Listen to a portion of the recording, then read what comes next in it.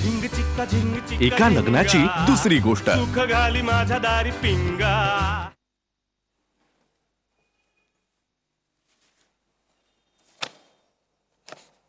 कुठे गेला होता तू?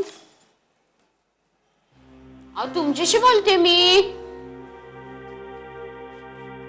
काय झालं?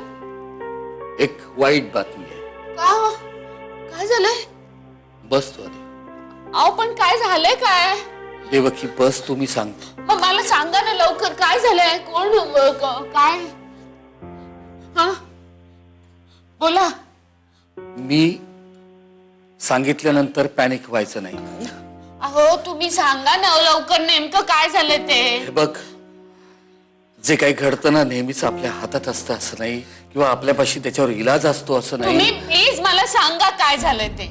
मी काय बोलतोय कळतंय? मला सगळं कळतंय, तुम्ही लवकर सांगा ना काय झालंय। स्वस्थ राहा तू आधी, स्वस्थ राहा, अस्वस्थ होऊ नको। बोला हो लवकर। आता मी घनाशी फोनवर बोललो। घना बरा आहे ना? बरं आहे। मग हैदराबादच्या इंटरव्ह्यू मध्ये घना सिलेक्ट झालाय। त्याला ताबडतोब अमेरिकेला जावं लागलंय आणि जॉबवर रिझ्यूम व्हावं लागलंय, आणि तिथे तो एका मुलीच्या प्रेमात पडलाय।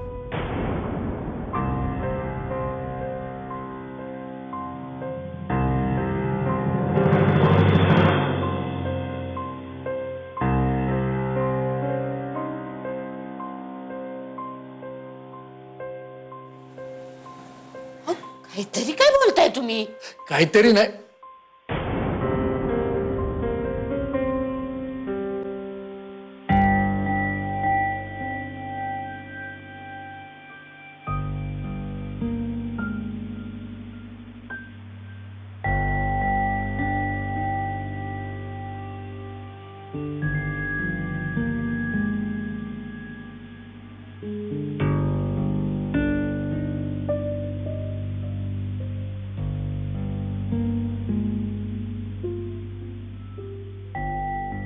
राधा, तू काही काळजी करू नको ग।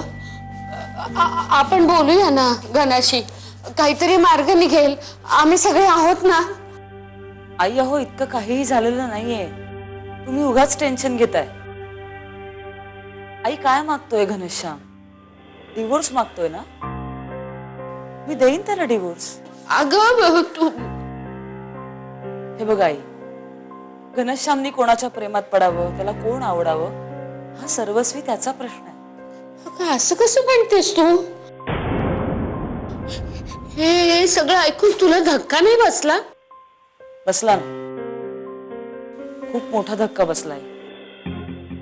पण याचा अर्थ असा नाही ना की मी घनश्यामला बांधून ठेवेन। आम्ही खरंच खूप आनंदात आहोत। हे बघा, आमचं खूप छान चाललंय, म्हणून मी त्याला हातात बेड्या घालून थांबू नाही ना शकत आई। एका लग्नाची दुसरी गोष्ट। सुख घाली माझ्या दारी पिंगा।